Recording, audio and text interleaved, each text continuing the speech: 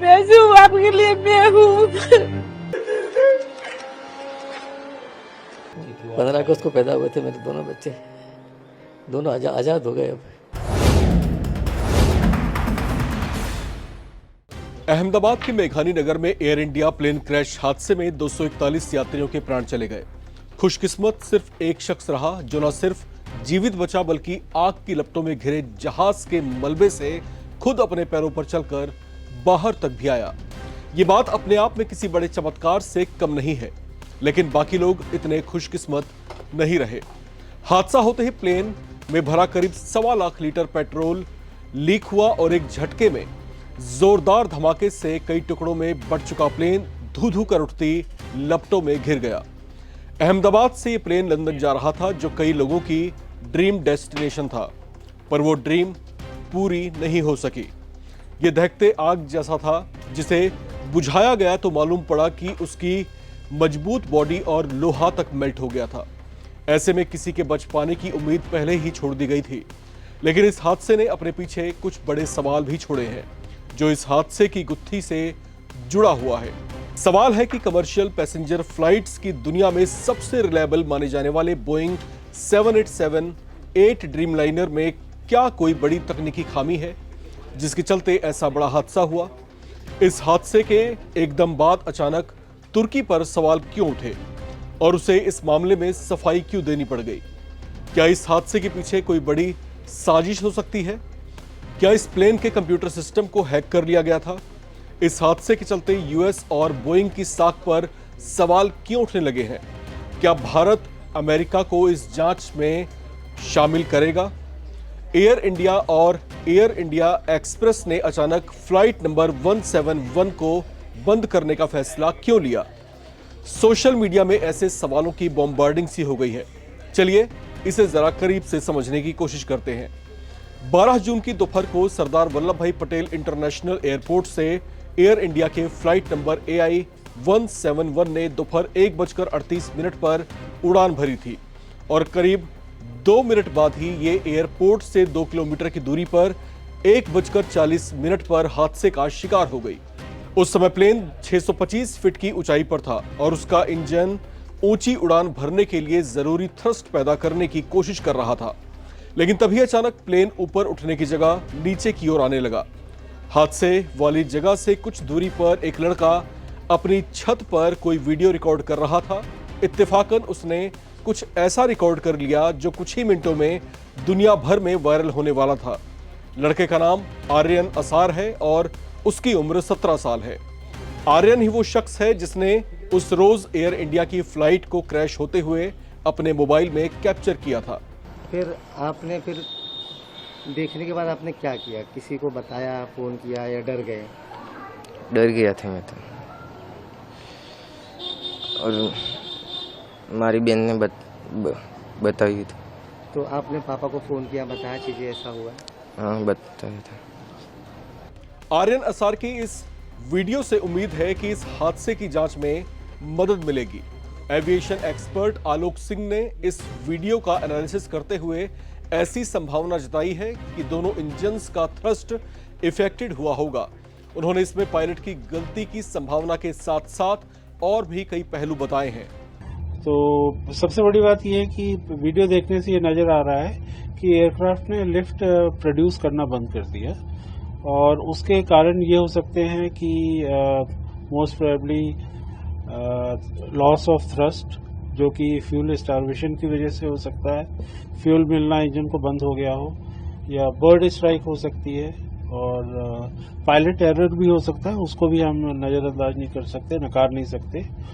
और technical failure भी हो सकते हैं कि एयरक्राफ्ट में बहुत सारे एडवांस सिस्टम होते हैं और हालांकि वो फेल प्रूफ होते हैं, लेकिन फिर भी इंस्ट्रूमेंट तो इंस्ट्रूमेंट है, कभी भी कुछ हो सकता है, तो उसको भी नकारा नहीं जा सकता। जो इन पे लोग शक कर रहे हैं कि भाई इंजन कोई फेल हो गया, ये जो इंजन्स हैं ये जनरल इलेक्ट्रिक के जेनेक्स इंजन्स हैं, GENX, that's like GE next kind of एक काइंड ऑफ एक्रोनिम है। सो द जेनेक्स इंजन्स जो है ये पुराने इंजन्स हैं, मतलब ये नया कोई डिजाइन नहीं है। नया GE90 जो इंजन हैं सालों से सदियों से सारे 777 पे लगे आ रहे हैं। जो नया वर्जन है 747 का 747-8 उस पे भी फिट किए गए हैं और बहुत रिलायबल इंजन। दुनिया के सबसे एडवांस्ड और रिलायबल माने जाने वाले बोइंग 787-8 की खूबियों की बात करें तो ये हर तरह से वातावरण और मौसम के लिए अनुकूल है। इसके एडवांस्ड रोल्स रॉयस इंजन 60% कम शोर करते हैं और इसकी हल्की संरचना के कारण ये फ्यूल एफिशिएंट भी है।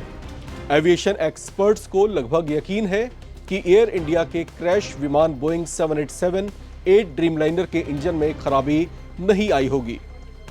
लेकिन ऐसा नहीं था तो फिर इसकी वजह थी क्या, जिसके कारण इतना रिलायबल प्लेन हादसे का शिकार हो गया? कुछ उंगलियां तुर्की की ओर भी उठाई गई हैं। कुछ लोगों ने ऐसी संभावना जताई है कि एयर इंडिया विमानों का मेंटेनेंस तुर्की की एक कंपनी के पास था, इसलिए ऐसा भी हो सकता है कि उसकी ओर से कोई साजिश रची गई हो।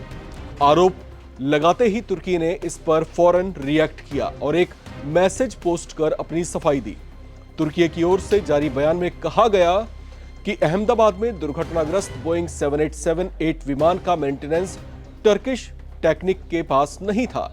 इस तरह के जो भी दावे किए जा रहे हैं वो पूरी तरह से गलत हैं। बयान में कहा गया कि वर्ष 2024 से 25 में एयर इंडिया और टर्किश टेक्निक के बीच हुए समझौतों के तहत मेंटेनेंस सर्विस खास तौर से B777 प्रकार के वाइड बॉडी विमानों के लिए दी जाती है। दुर्घटनाग्रस्त बोइंग 787-8 ड्रीमलाइनर इस समझौते के दायरे में नहीं आती। ये जवाब तुर्की की ओर से आया है, जिसने फौरन इस घटना से खुद को दूर कर लिया है।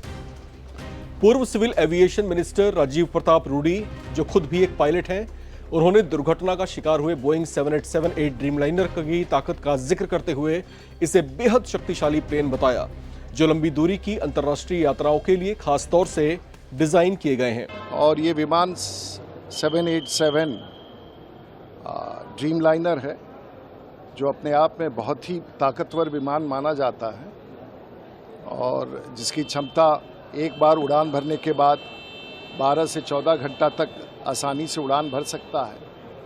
और ये उड़ान अहमदाबाद से लंदन के लिए था, तो स्वाभाविक तौर से कम 80 से 90 टन ईंधन इस विमान में ज़रूर होगा। इस बड़े विमान हादसे के कारणों की जांच के लिए विमान के डेटा रिकॉर्डर का एनालिसिस किया जाएगा और हादसे से पहले की तमाम गतिविधियों की जांच की जाएगी। 3 महीने में इसकी जांच रिपोर्ट आने की संभावना है। यह विमान अमेरिका की बोइंग कंपनी का विमान था, जिसके पास इसके डेटा एनालिसिस की हर सुविधा मौजूद है। चर्चाएं हैं कि अगर आग में प्लेन के ब्लैक बॉक्स में मौजूद डेटा रिकॉर्डर में किसी तरह की कोई क्षति पहुंची होगी तो उसकी रिकवरी के लिए उसे अमेरिका भेजा जा सकता है। लेकिन फिलहाल इस जांच में अमेरिकी जांच दल को शामिल करने की कोई खबर नहीं है। इस बीच एक बड़ा फैसला एयर इंडिया और एयर इंडिया एक्सप्रेस ने भी लिया है। उन्होंने फ्लाइट संख्या 171 के इस्तेमाल को बंद करने का फैसला लिया। इसके पीछे तर्क ये है कि जब कोई बड़ा हादसा होता है तो एयरलाइंस उस फ्लाइट नंबर का इस्तेमाल करना बंद कर देती है, शायद इस वजह से क्योंकि उसके साथ बुरी यादें जुड़ चुकी होती हैं। ऐसा करना हवाई हादसे में जान गंवाने वालों को श्रद्धांजलि देने के तरीके के तौर पर भी देखा जाता है। फिलहाल यहाँ पर तमाम सवाल खड़े हैं कि आखिर इतना बड़ा हादसा हुआ तो हुआ कैसे, इसके पीछे क्या कुछ कारण रहे होंगे। फिलहाल जो वीडियो वायरल हो रही है उसको देखते हुए जो एक्सपर्ट्स की राय है, उनका यही कहना है कि हो सकता है कि इंजन को जो जरूरी थ्रस्ट मिलना चाहिए वो थ्रस्ट वो पैदा नहीं कर पा रहा था, इस वजह से ये हादसा हुआ। लेकिन असल वजह क्या है वो डेटा रिकॉर्डर के पास जो तमाम डिटेल्स मौजूद हैं उसका एनालिसिस करने के बाद ही सामने आ पाएगा। फिलहाल राम की इस रिपोर्ट में इतना ही। बाकी तमाम अपडेट्स के लिए आप लगातार बने रहें और देखते रहें NBT ऑनलाइन। नमस्कार।